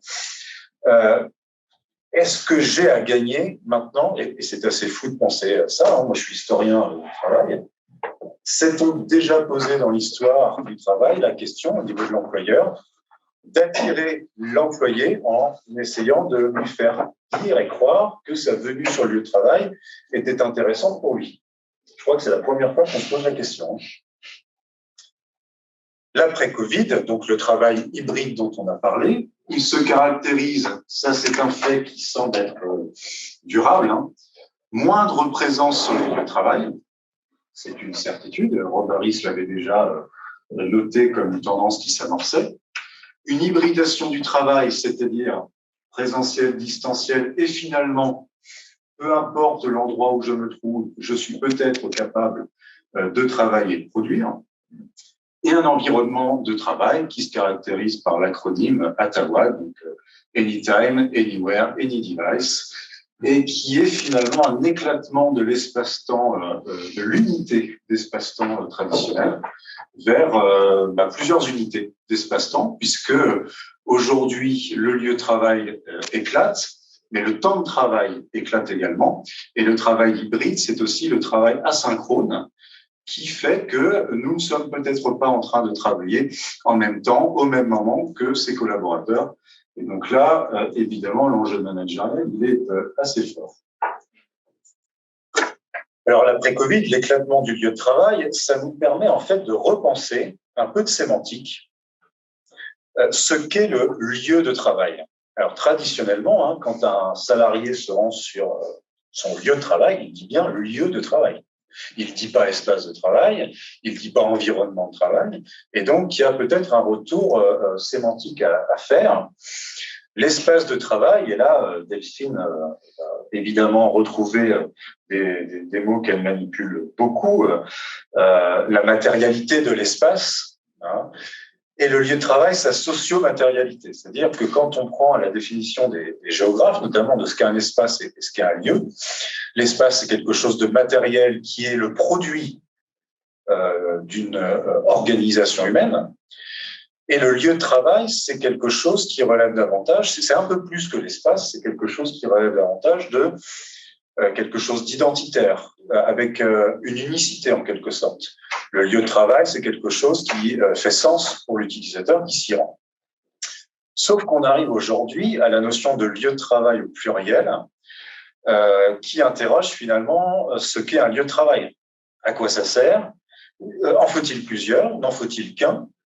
Faut-il un lieu central avec des lieux périphériques, satellites en quelque sorte? Ou faut-il la suppression du lieu central et n'avoir que des espaces satellites? Et donc là, ça interroge la notion plus large d'environnement de travail. Et alors là, c'est le grand débat des directions immobilières actuelles et grandes entreprises. Hein. C'est finalement à quoi sert le headquarter, le siège immense traditionnellement incarné l'entreprise. À quoi sert-il? À plus forte raison s'il est vide une partie de la semaine et notamment le vendredi après-midi. Donc là, l'après-Covid, c'est l'éclatement du lieu de travail avec finalement la question qui est, mais si le lieu de travail éclate, comment vont faire les salariés d'une organisation pour faire société, pour entretenir une organisation et finalement pour entretenir leur réseau autrement que par des canaux digitaux. Et l'environnement de travail actuellement, il est interrogé avec cet éclatement qui est, on en a parlé tout à l'heure, quelque chose qui a complètement été accéléré. On parle de flexibilité de l'espace-temps, avec aujourd'hui, il faut quand même le signaler, le caractère libéral de la gestion de l'espace-temps de travail comme source d'attraction des talents, comme on dit, hein, et à contrario, une rigidité de l'espace-temps de travail qui peut apparaître comme un repoussoir pour les candidats à certains postes. Alors, les espaces réels ou virtuels, depuis quelques années, autant dire qu'on en fait tout un foin. Alors là, je vous ai mis à peu près tous les, enfin peut-être pas tous, mais beaucoup de termes qui peuvent relever du bullshit, hein, disons-le, mais qu'on croise à peu près tous les jours quand on lit, notamment les éléments discursifs des professionnels du secteur, alors, que je suis, mais j'assume. Ça fait du marketing aussi. Bien sûr. Et là, j'aimerais faire une parenthèse justement sur les éléments discursifs qui relèvent des professionnels du secteur. On va en reparler un petit peu parce que il y a une approche incantatoire omniprésente de la part de ces professionnels de l'aménagement, du conseil et de l'immobilier d'entreprise. Faites des espaces innovants, sans qu'on sache d'ailleurs vraiment. Vous allez voir que les effets seront ceux-là. Et donc, cette démarche déterministe, elle est omniprésente parce que, prenons un exemple tout simple, on vous dit, nous allons vous proposer dans les nouveaux aménagements une salle de créativité. Et donc, si je raisonne de manière pragmatique, moi et mon équipe, on réserve la salle de créativité de 9 à 10 le mardi matin. Et donc, ouais, les gars, mesdames et messieurs, soyons créatifs, à 9h10, faut y aller. Hein. Sauf que voilà le problème, c'est que on nous vend de manière incantatoire des effets supposés d'un aménagement spatial qui consisterait à dire tel espace produira tel effet. Alors oui, les psychologues environnementaux nous disent depuis 60 ans que l'espace influence les comportements. C'est un fait. Mais à aucun cas on nous dit que l'espace va cadrer totalement le comportement avec une approche déterministe. Et pourtant, on nous parle de sérendipité à toutes les sauces. On nous dit, expression récente, que le bureau de demain sera régénérant. On nous parle d'informalité, d'agilité, sans qu'on sache évidemment très bien ce qu'est un espace agile, là encore. Et donc, la question qui se pose, c'est espace réel ou virtuel, innovant? Oui, mais pour quel type d'innovation? Que cherche-t-on réellement à faire? Et là, c'est parfois un petit peu l'entretien de promesses de la part des professionnels du secteur qui finit par ne pas trop résister à quelques lectures de littérature académique. Alors, pourquoi? Parce qu'on est sur une logique, alors que j'ai appelé l'œuf ou la poule, nouveaux espaces de travail et dynamique réticulaire. On entend dans les éléments de discours des professionnels du secteur, faites donc tel type d'espace innovant. Alors, si on définit un petit peu un espace dit innovant, évidemment, il est décloisonné, plus possible. Et on en a parlé tout à l'heure, hein, ça fait des dizaines d'années qu'on promeut le décloisonnement comme gage de collaboration et d'interaction. Aucune étude n'a prouvé que c'était vrai. Alors, effectivement, l'étude de Bernstein, qui a beaucoup fait couler d'encre, a montré que c'était aussi la collaboration et l'interaction digitale qui prenaient le dessus dans les open space. Il y a plein d'autres études, en fait, qui ont montré, c'est ça, je crois qu'il faut quand même retenir, qu'on peut très bien être très collaboratif, très interactionnel, dans des espaces très cloisonnés. On n'a pas attendu le décloisonnement des espaces pour interagir et collaborer, heureusement d'ailleurs. On n'a pas non plus attendu des espaces avec l'effet waouh pour inventer des choses géniales. Je ne crois pas que les grands inventeurs de la fin du XXe siècle aient fait ça dans des espaces absolument formidables. Je crois même que certains ont inventé des choses dans des garages tout pourris. Donc, ça nous incite quand même à nous questionner sur l'impact de l'espace. Et quand on s'interroge sur les dynamiques réticulaires, le discours, il est à peu près le même. Faites des espaces décloisonnés, innovants, avec des salles de créativité, des espaces de convivialité, et vous verrez que c'est là que les dynamiques sociales et les réseaux se constitueront.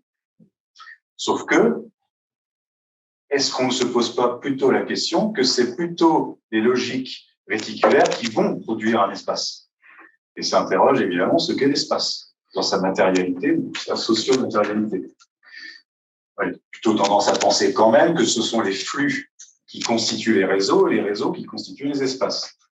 N'empêche qu'on a ce triptyque que j'ai mis en cercle en quelque sorte, parce que d'un côté, on a une logique qui, encore une fois, est incantatoire en disant tel espace facilitera l'expression de dynamiques humaines et sociales.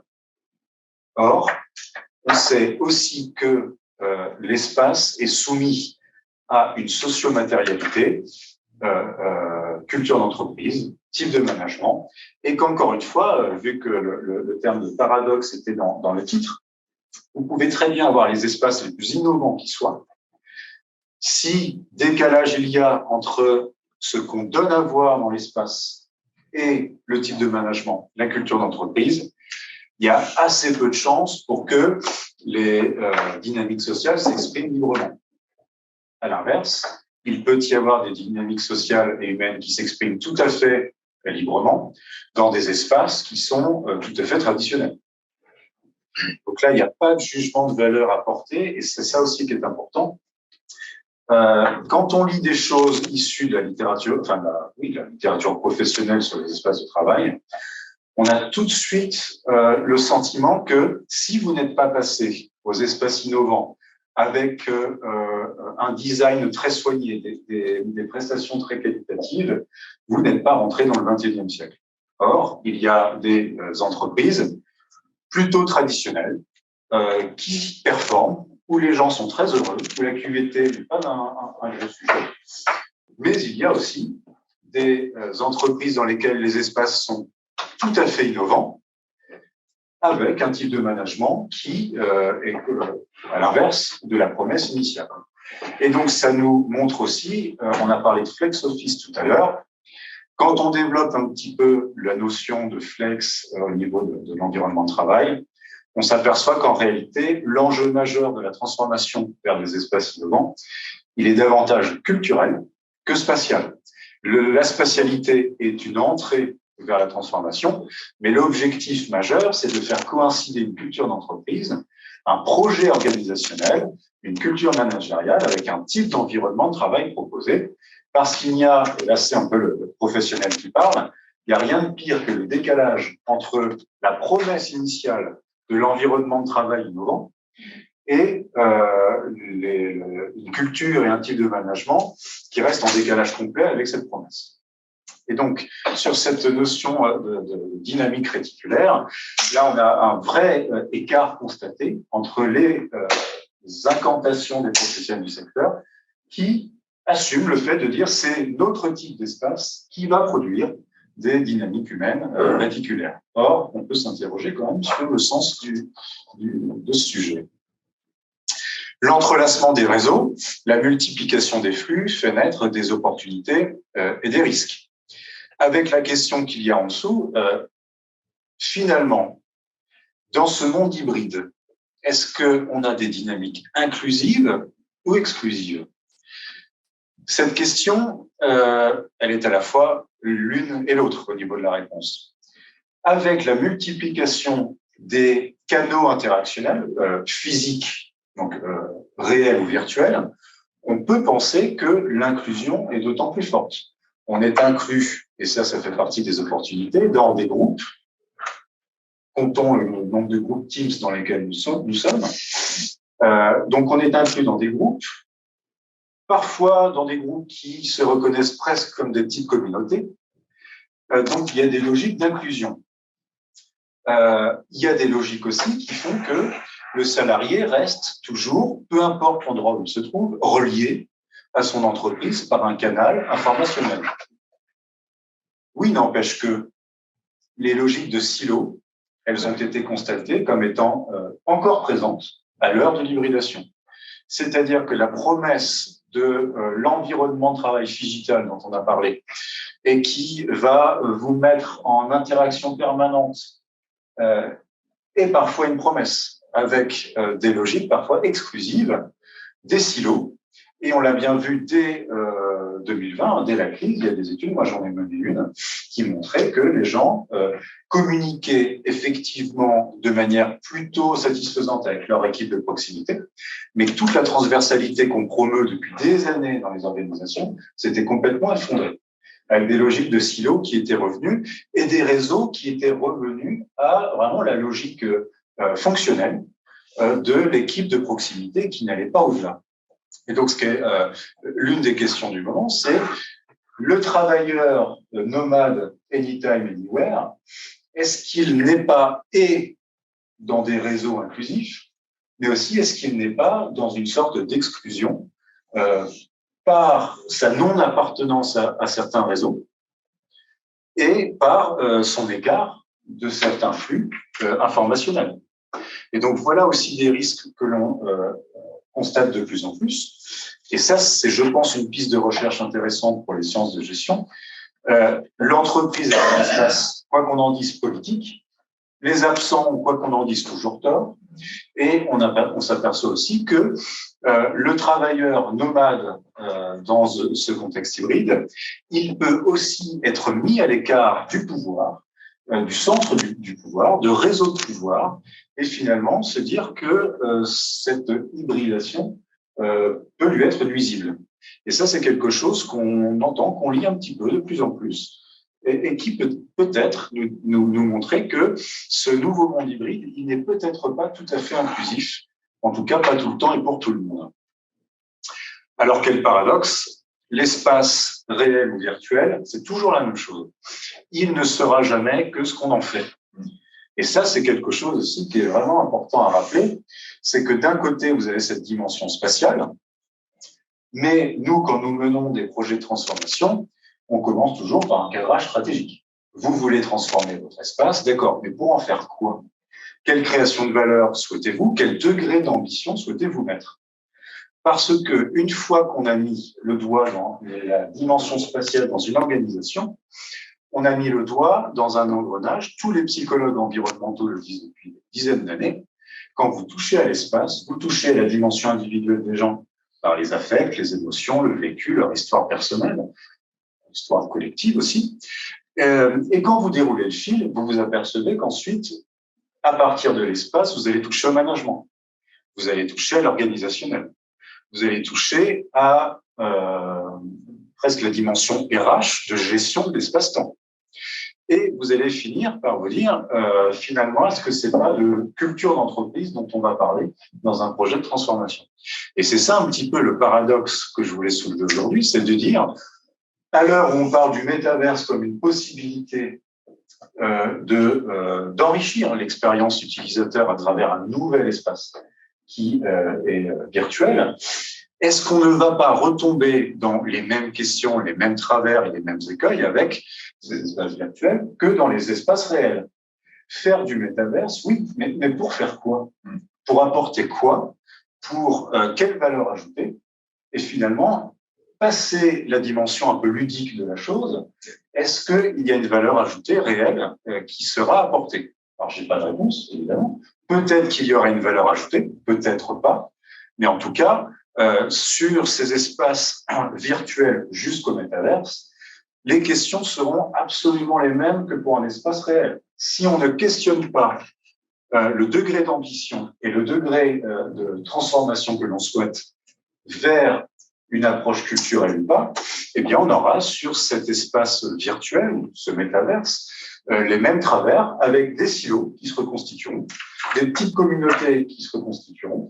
Et il n'y a aucune raison pour que dans les espaces virtuels se passe autre chose que dans les espaces réels. Les fondamentaux, moi j'appelle ça les invariants de la psychologie environnementale, seront les mêmes. Les groupes se constitueront par affinité, par sociabilité, par fonctionnalité. Et il n'y a aucune raison finalement que dans les espaces virtuels ce soit différent.